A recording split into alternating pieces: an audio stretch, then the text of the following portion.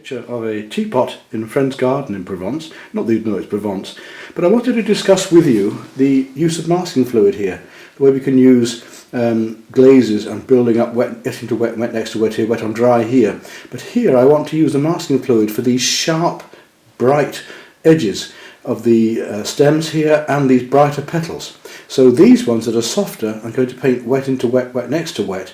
These I'm going to mark with the masking fluid so that I can bring out those sharp edges when we remove the masking fluid later. I'm going to use my Pabio masking fluid again, which is the blue one, so I can see what I'm doing. And I've got a paintbrush here that I've sharpened the end of so I can do fine areas and lines. I'm not going to use the brush end for the leaves. Just bring this photograph that we're doing down here, and remember what we're going to be doing then first of all is these little lines on the stems of the plants, and then going to the larger shapes of the petals, which is why I'll use the brush rather than the point.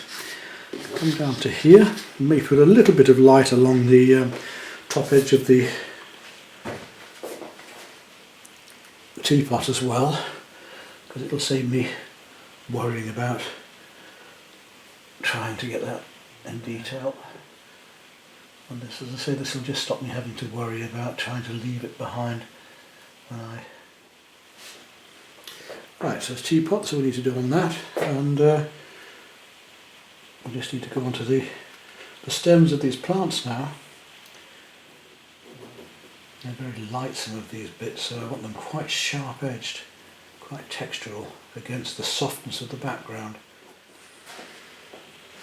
I think I've almost got enough of this little line, so I'm going to go on to the brush work now and use the tip of the brush to start to bring out these actual flower shapes now, which I want to be harder edged here, so I can be a lot more bolder with petal shapes.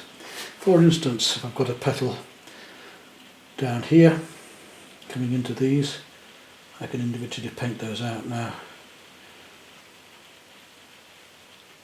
Right down through into here. Some of this is going to be a lot softer, but some of them are going to be quite hard edged, and those are the ones that I'm going to leave now as petal shapes through here, for instance. Quite light, and bring in those much later on, right up and through here. Hard-edged light shapes against the darks that I'm going to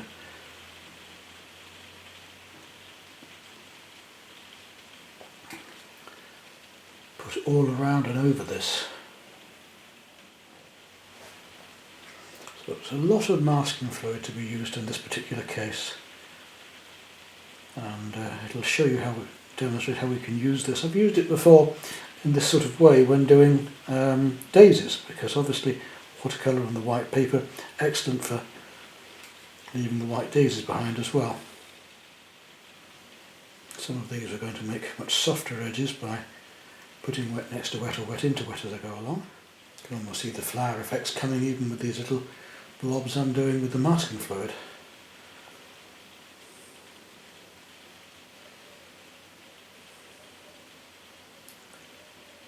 Different sort of thing altogether. We've just been doing townscapes and street scenes and sea and boats, and now we're coming back to gardens.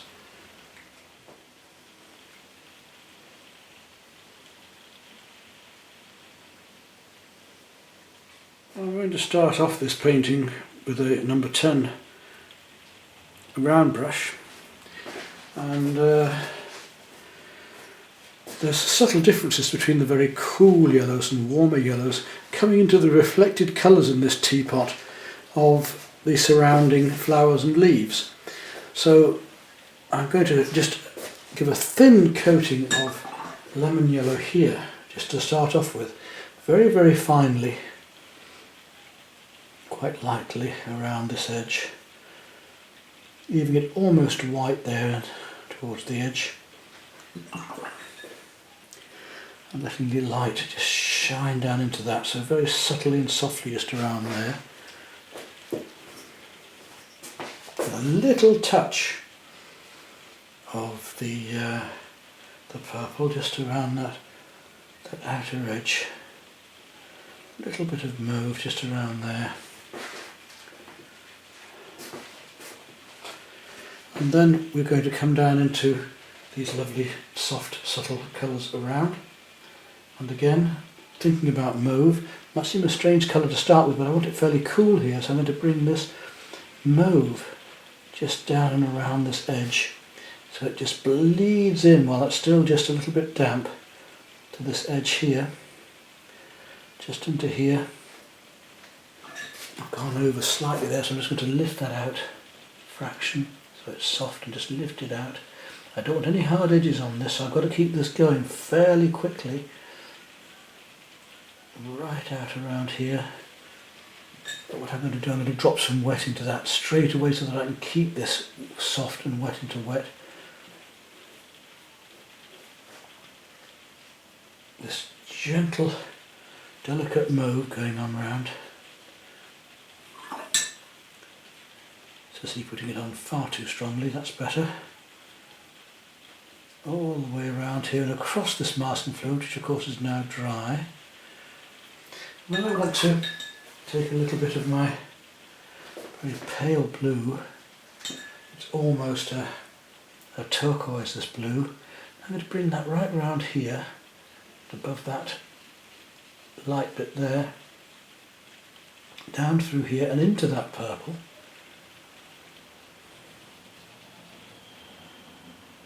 So that blue comes down all the way through into here, let that purple come through there, down warmly into there.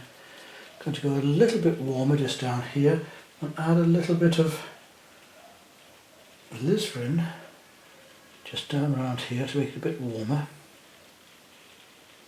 Even a tad of a bright red. I'm going to bring that bright red into here as well. Just through here as a glaze, as a very thin wash. Right round. Now the yellow, I'm going back to my lemon yellow again for the moment, just to come round into here. You might think, well, it's a yellow teapot, so why is he using all of these other colours? Because they're reflecting in the yellow teapot, that's why. Bring that right round, quite dark into this lemon yellow, glazing into this all the way around here. Right round, where it's cooler there, comes into this body. Gently wet into wet round here, getting stronger as it comes around, certainly stronger around here, but it's quite cool as it blends into this purple. But those lovely effects we're getting of this sort of roundness here. As it comes down there, it's going to get slightly deeper blue, so I'm going to take a little bit of the ultramarine now and bring that ultramarine down at the bottom of this pot here, because that's going to be reflecting the darks coming from behind. So I'm just painting wet into wet and wet next to wet at the moment to get the feeling of the roundness of this pot. A little bit stronger as it comes around here, around this outer bulbs here. I'm not doing the teapot spouts yet. I want this quite dark around here. And that's making almost a green as it comes around now. Let's bring that blue down here, that yellow down here, all the way down into there. And again the same, we'll bring the yellow just thinly around the top edge here and add in a little bit of that pink around the top edge, just to make that slightly warmer there, and a wee bit of the purple into the lower edge of it. A bit too strong, that will just soften it back a bit. I'll just lift it out a fraction. It's very strong paint, this Russian paint. Quite strong through to there. A little bit of the blue now. Bit of that ultramarine blue, a bit stronger just into here, just around that edge. Lower edge there to give the feeling of the pot going down and in. And I also want to make that darker onto the bottom edge of the rim here. So I'm going to use that same blue just around that bottom edge to softly just come around there, right up to the masking fluid.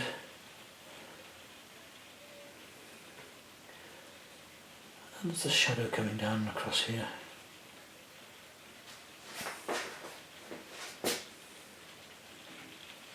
So a bit more of the ultramarine, a bit stronger still, coming into there. As it comes down and in shadow around here.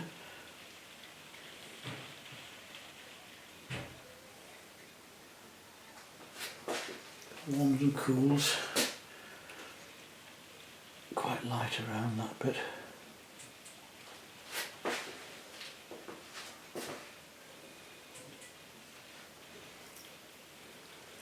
A lovely glow on that. I'm working on those shadows. Let's go a bit darker just around the handle here. On this inner edge especially, just here. With a little bit of purple and ultramarine again. Just to soften in around this inner edge of the handle here.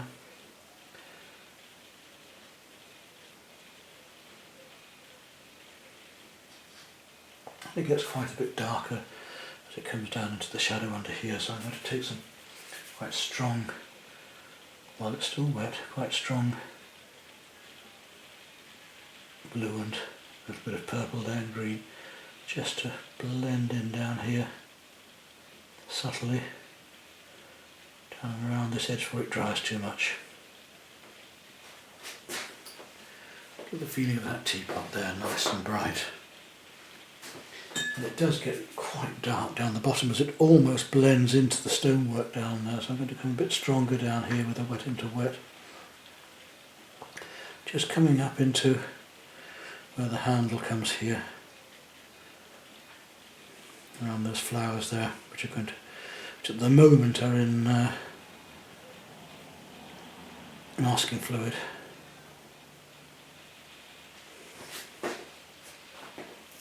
There we go. I can let that dry down now. Don't want it furring up and spreading up too much. I'm just going to blend that out a bit more gently as it comes up and around the shadows here.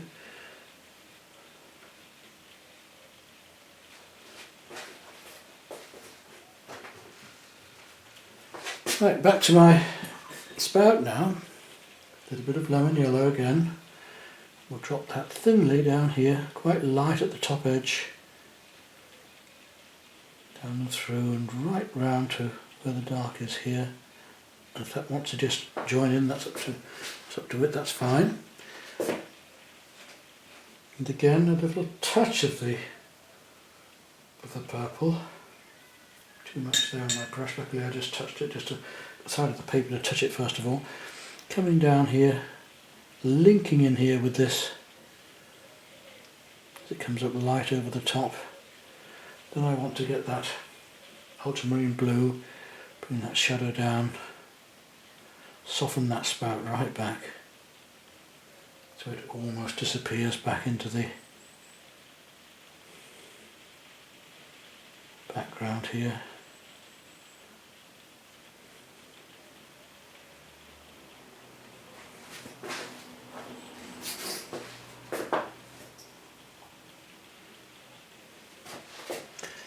Comes down there gently into itself. Let that dry off again. And whilst that's drying, we can think about how we're going to do the background. And we want to start on these very, very light blue flowers.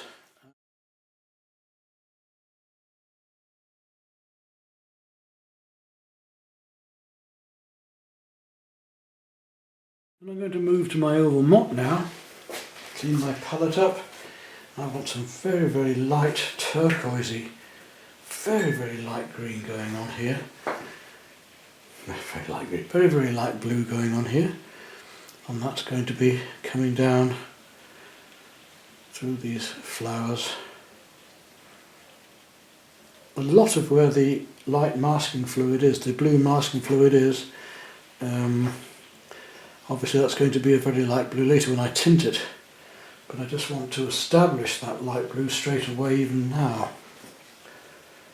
It's just glowing through behind here, and a lot of wetting to wet in this. It's quite hard to see where I'm going to be because actually, although the blue masking fluid is great for seeing against the white paper, of course it's not so good when you want to start painting all these blues in. You can see now I was talking about the blues reflecting in the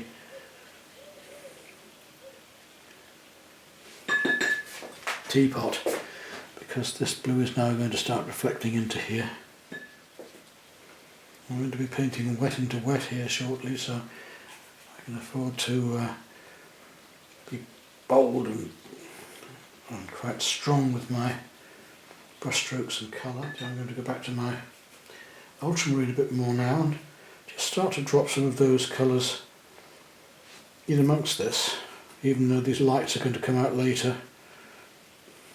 I do want that much stronger blue going on, much warmer blue going on down here.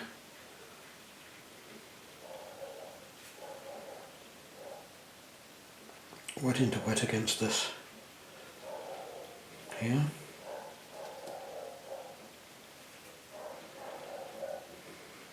Right up and through the background where it's soft wet into wet effects can be of full use, and again this is why we're using watercolour, is because we can get these effects that we cannot easily get by any other way of painting.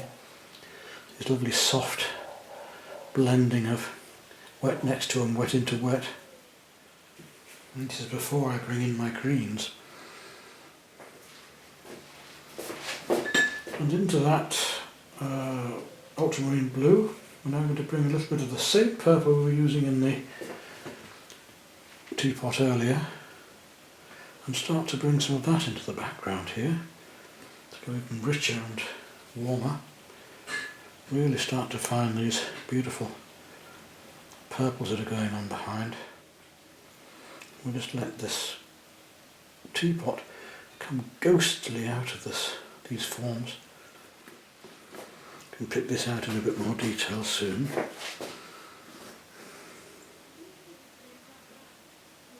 And then we want to actually start on these greens. So I'm going to start with a very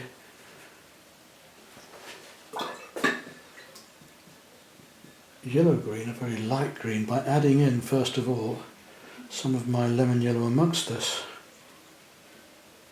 It'll go a bit muddy in this case because the other colours are around, but it won't really matter. I'm going to give it almost a wash of that to get a wet into wet background. This is really more to get these effects right down through here as well. Don't worry about it. I'm going to go very dark into there in just a moment so I can really push these effects of the you can see where the masking fluid is. Go darker green now. Take some deep green, add it to a bit of purple, and really start to pile in some of these darker colours around here now.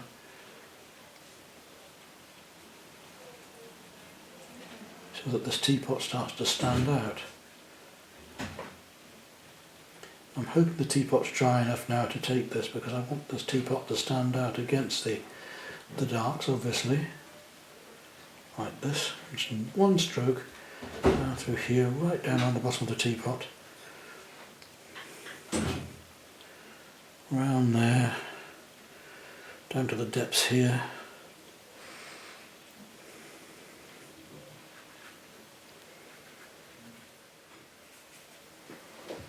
And really whack in these darks so that the teapot starts to stand out. Right into here, let's really go lovely and dark in here now. I'm not completely painting everything out here, I'm just feeling my way. Really is very dark again. I've got about a little bit of ultramarine into that as well, to go even bluer just up here. So deep purple, deep ultramarine and that deep green. A mixture of all of them really blocking in here feeling these beautiful darks that are coming down, right down and around. You see where all the masking fluid is. I'm going to have to tint all of those back ever so carefully. Got a lot of tinting back to do with these, where the masking fluid is yet. And even darker still, so I'm going to take a bit of really deep blue and purple and really just drop in some of that into the background here to go even darker yet there. It should just about do that preliminary series of colours. I've got to let it dry back now before just picking some out. So I'll let that dry right back.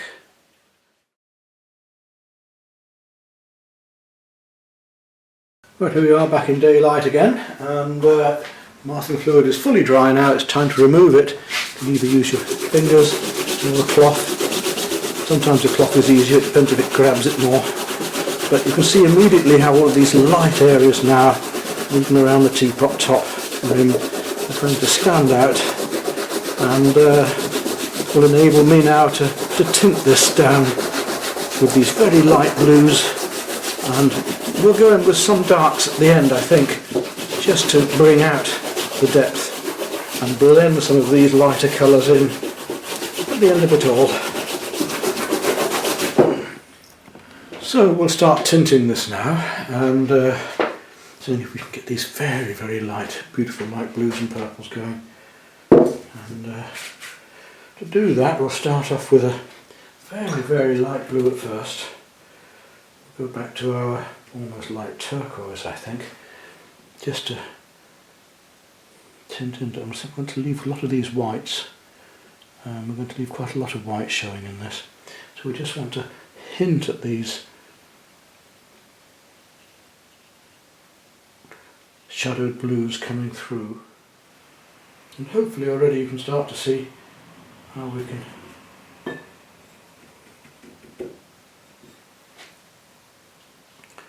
get the effect of these in shadow.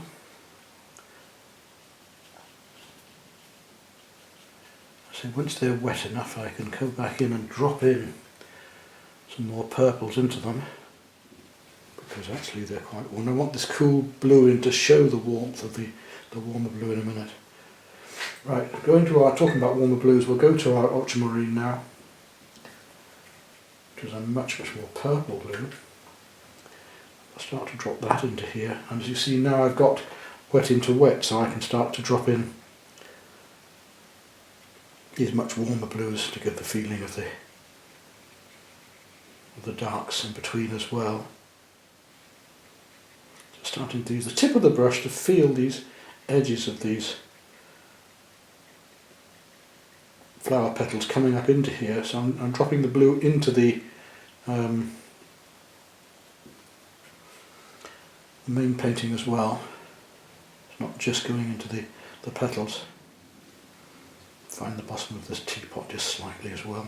Just feeling my way around it. Just edging around here.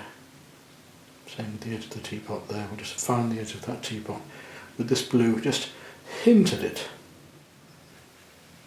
into these shadows, up into these petals here, before I bring in some more purples as well.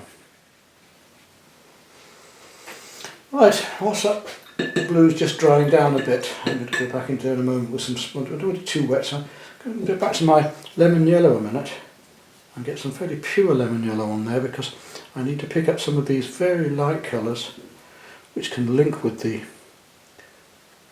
blues down here. We need to refine some of these leaves that aren't white here. Lemon yellow is a slightly opaque colour, so it's quite useful for going over watercolours, whereas Aureolin yellow, for instance, is more transparent, so we would use that much more for getting a more of a glaze and a thinner green going on. You see how this is working now? Right, and as we were saying, now we need to look at these slightly mauve tints.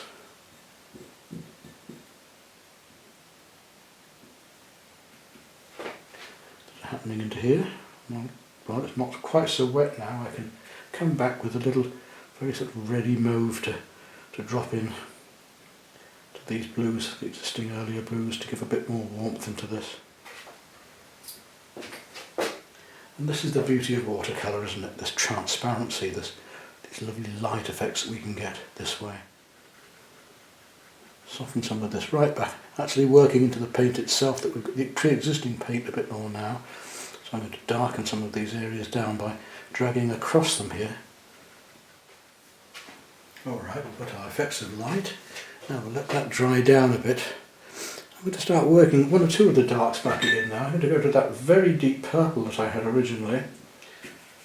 Deep purple into some blue. And a wee bit of green to get the darks. A little touch of the deep green as well. Because I just want to start working back into here a bit, where we've lost the form a fraction of the teapot. I want to bring that out again. It comes down and round just into here. So we're just going to hint at these areas here. I'm not going to go into too much detail. Just really hint just where the edges are, just to bring out that effect of sunlight.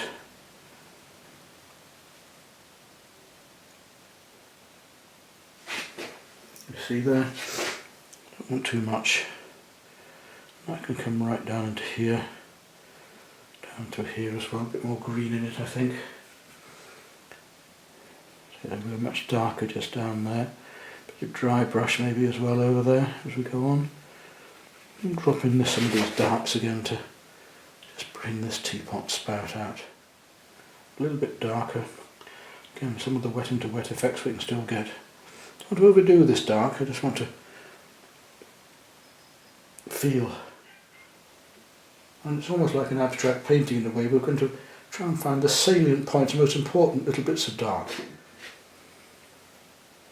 I don't want to go too much more with this because otherwise we'll overwork it, and it's just nice to have these darks very much as they are.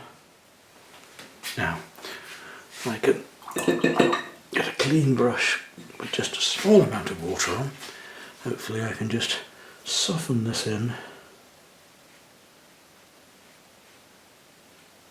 Just blend it round and into the teapot here. Texture around it. I could easily start to overwork and make it rather dead now, so I want to be careful. I want to do that, that's for sure. Right, let's finish this work. I'm going to take a number 7 now, a little round brush, and I just want to hint at the details of some of the petals here. I don't do an awful lot to it, just want to come around some of these petals and using the dark that we had earlier, the deep green and the purple, just pick up on some of the shapes amongst these petals here. We find these lost and found edges, in other words edges that come and go or vanish and then come again. It's very effective. You just put 1 or 2 marks in the right places to just bring these textures out a bit. There we are then, that'll do that. Now, how to sign it is another problem. I think we'll just go dark down this corner here.